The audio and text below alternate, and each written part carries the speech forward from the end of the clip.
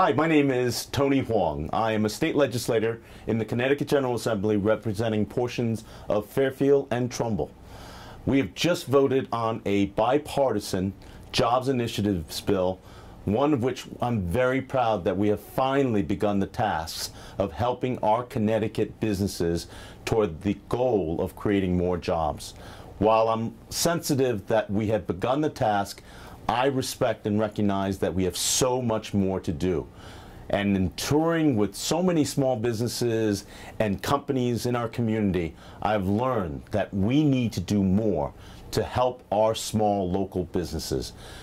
With that said, what is a small local business? A small local business is one where they are our neighbors. They are our PTA parents and marching band leaders. They are the softball coaches and the Little League coaches. They are the people who live among our community, pay property taxes, and support our local economy. At the same time, these businesses compete in a global marketplace in providing goods and services in a uniquely personal way. We need to do a better job to help those businesses succeed. I know that because I'm one of them.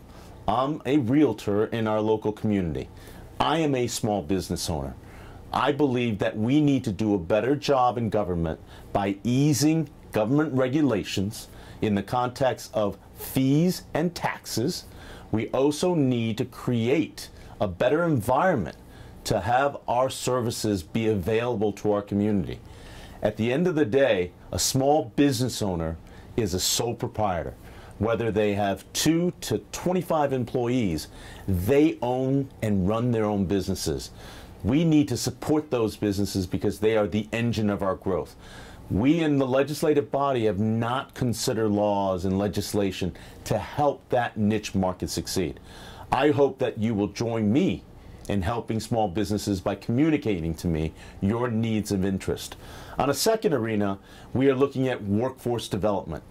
It's a major portion of this bill that we are looking to support our vocational technical schools to help build up the technical skills in the trades and in the manufacturing processes. We're also looking to help support our community colleges that provide associate degrees and technical training, as well as stepping stones to higher undergraduate education. With that said, though, we look at that in the context of working better with our Board of Educations. This bill does that, but one thing that does not do, and I have made a commitment that we need to do more, is we have in Connecticut one of the largest achievement gaps in education. We have a tremendous separation between the haves and the have-nots in education. What that has created is a situation where we have a mass of population that aren't even able to take advantage of the vocational technical programs.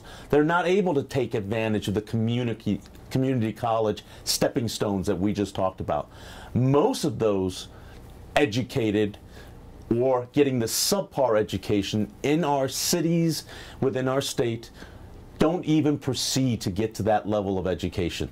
That is not only a workplace detriment, because we lose people like that to the technical world that we live in. The skill sets that are needed to compete in the 21st century, most of our Connecticut citizens do not possess those skills. We need to do better to provide a higher level of education for every child in the state. Not only are we looking at the achievement gap has an economic consequence in not being able to fill the skill needs of the 21st century, we also have a socioeconomic impact in the achievement gap. When you look at the poverty cycle of having those individuals not possessing the opportunity to make a better life for themselves through education, their goals are limited. Their future are limited. And as a result, they proceed back into the cycle and the unfortunate levels of poverty that we experience in so many of our urban settings.